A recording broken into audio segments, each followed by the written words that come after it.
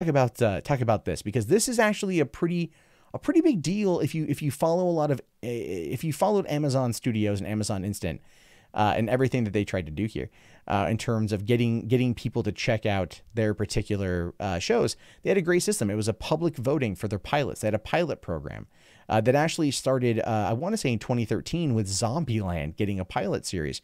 Got one episode. I thought it was a lot of fun. It never ended up getting picked up, but they kept it going for a few years, and it turns out they're going to end up, they're killing it.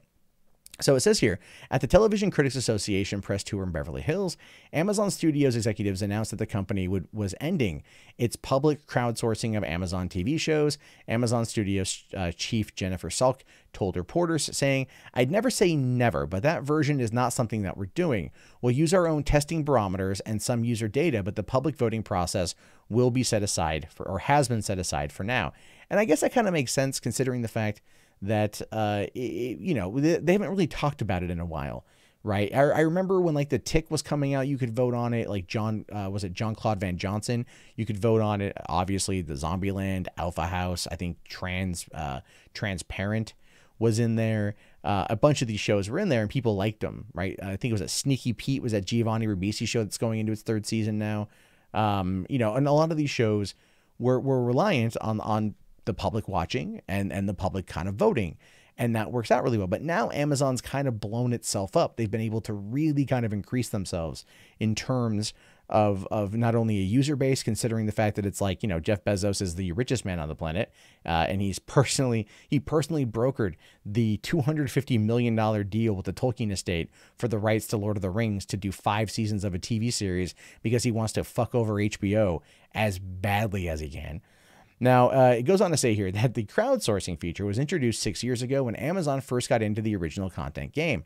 Rather than the traditional process of screening pilots for executives before a show got picked up to series, Amazon took out the middleman and went straight to the audiences. The pilots were uploaded onto Prime for customers to stream and leave feedback.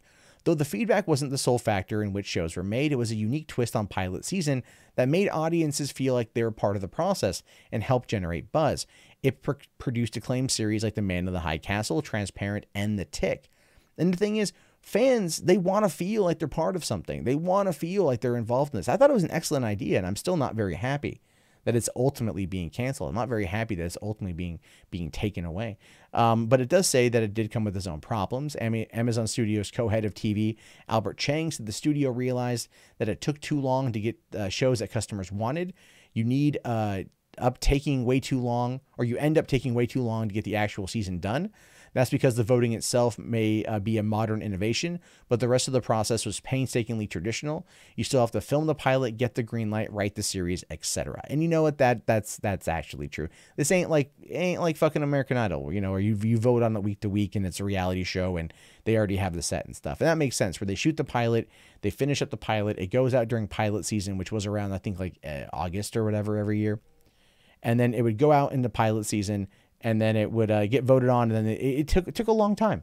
You know, like The Tick was voted on, and it took like a long time to get the first half of the they shot the first half of the first season for The Tick, released that, and then earlier, I think it was a year ago or something, or earlier this year, released the second half of The Tick. So yeah, you can see how there would be problems there, but I still like the voting process. I do. I still do.